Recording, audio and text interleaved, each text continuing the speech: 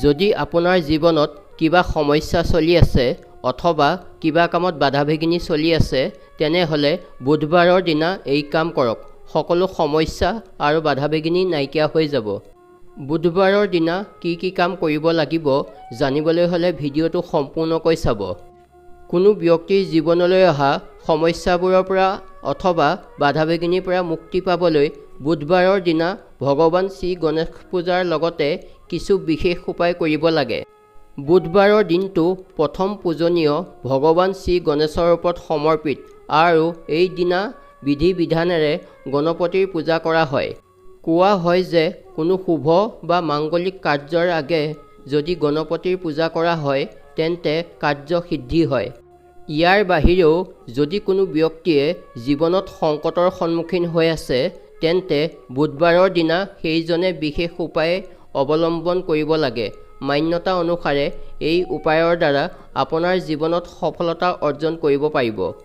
বুধবাৰৰ দিনা এই উপায়সমূহ গ্ৰহণ কৰিলে বহু বাধা বিঘিনি আৰু সমস্যাৰ পৰা হাত সাৰিব পাৰি। প্ৰথমটো উপায় হৈছে বুধবাৰৰ দিনা ভগৱান শ্ৰী গণেশক পূজা কৰাৰ সময়ত তেওঁক গুৰৰ ভোগ দিব লাগে। লগতে মাতা লক্ষ্মীৰ পূজন কৰিব লাগে। এনে কৰিলে মনুষ্যৰ কেতিয়াও ধন ধানৰ অভাৱ নহয়। দ্বিতীয়টো উপায় হৈছে ভগৱান শ্ৰী গণেশৰ দুবৰি বন অতি প্ৰিয় হয়। সেইবাবে তেওঁক পূজন কৰাৰ সময়ত 21ডাল দুবৰি বন অৰ্পণ কৰিব লাগে। কোৱা হয় যে দুবৰি বন অৰ্পণ কৰিলে গণপতি প্ৰসন্ন হয় আৰু সকলো মনৰ কামনা পূৰ্ণ হয়। তৃতীয়টো উপায় হৈছে হিন্দু ধৰ্মত পূজা কৰাৰ সময়ত ভগৱানক তিলক লগোৱা হয়। কোৱা হয় যে বুধবাৰৰ দিনা ভগৱান শ্ৰী গণেশৰ মস্তকত সেন্দুৰৰ তিলক লগোৱা হয়। আকৌ সেই তিলক নিজৰ কপালত লগালে মনুষ্যৰ সকলো ধৰণৰ সমস্যাৰ পৰা মুক্তিপ্ৰাপ্ত হয়। 4 নম্বৰতে যদি কোনো ব্যক্তি আৰ্থিক সমস্যাৰ সন্মুখীন হৈছে তেন্তে বুধবাৰৰ দিনা গৰুক সেউজীয়া ঘাঁহ খুৱাব লাগে। ইয়াৰ দ্বাৰা আৰ্থিক সংকটৰ পৰা মুক্তি পোৱা যায়।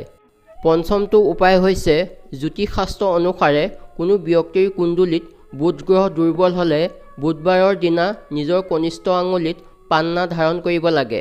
এনে কৰিলে কুণ্ডলীত থকা বুধ গ্ৰহৰ দোষৰ পৰা মুক্তি পোৱা যায়। ধন্যবাদ।